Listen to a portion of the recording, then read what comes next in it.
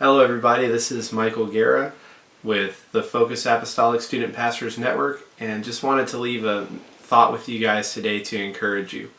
I've been reading a couple of passages that have been an encouragement to me, and I thought to share it with you. The first was when Moses was first leading the people out of Israel. We find in the Bible that he spent all day judging the people. From the time he got up to the time he went to bed, he was dealing with people's problems. People would come before them with the smallest things and look for him to judge between the two opinions. And so his father-in-law Jethro came to him and said, "Listen, Moses, you're wearing yourself out. You need to reconsider this process." And so Moses did. And so he set captains over tens and captains over 50s and captains over hundreds and thousands and 10,000s. And as I was reading this passage, it occurred to me that the system works if everyone in the system does their part. See, there were people that were capable of being over tens. They could be captains over tens, and they did a great job with that. If you took those same people and you tried to make them captains over 50, they would be out of their role and they wouldn't be doing what they were called to do. It didn't make them any less important. It just wasn't their job. Not everybody can be a captain over 10,000. That doesn't make our jobs less important. Every single role is vital in the kingdom of God. So I want to talk to that student pastor for just a moment that you've been discouraged because you don't have the numbers that you would like to see, and your youth ministry isn't as big as some other youth ministries, and maybe you don't have as much cool stuff going on as some other youth ministries may have. And I just want to encourage you that the size of your youth ministry does not define the depth of your calling, and it doesn't define the depth of your success. Because see, really our success in the kingdom of God, it's not about how many students you have in your youth room. It's not about how many students you have in your Sunday school class.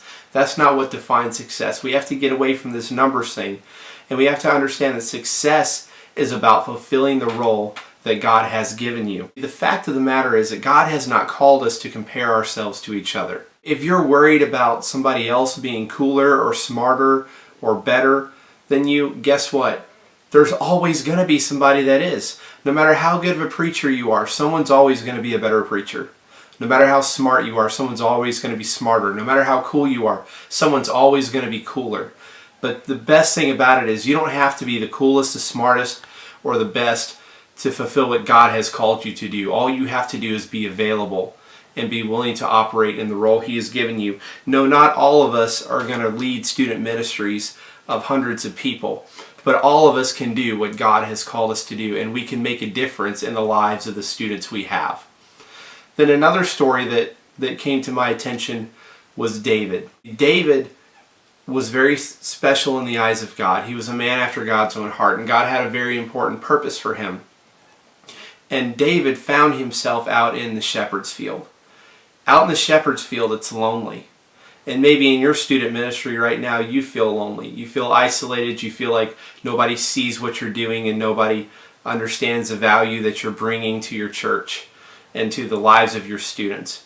But the important thing to understand is that God sees it and God doesn't overlook it. See, when Samuel was sent to Jesse's house, the Bible shows us that Jesse called all of his sons but left David out in the shepherd field. His own father forgot about him and chose not to include him. Samuel, in looking over the sons of Jesse, was amazed and marveled at the strength of David's brothers. The man of God even failed to recognize David's ability and David's talent. It didn't even occur to him that David could be out there. It wasn't even on the man of God's radar. But God didn't forget David. And because God saw David's faithfulness and God saw David out there in the shepherd's field toiling, God brought him into focus, and God gave him honor for what he was accomplishing, and God set him up for great things. So don't be discouraged when you're out there in the shepherd's field. Don't be discouraged when you're looking over your small handful of sheep that God has given you to shepherd. The Lord is preparing you for great things, and He is doing great things through you. The focus of student ministry so often is on what we could be doing and what we could do if we had these resources, or if we had this size group, or if we were full-time, or whatever the case may be. But I just want to encourage somebody today that God has put you in the spot that you're in to make a difference in the lives of your students. And if one of those students is impacted by your life, then it's worth all the time and effort. So be encouraged. God is for you, and if God is for you, who can be against you?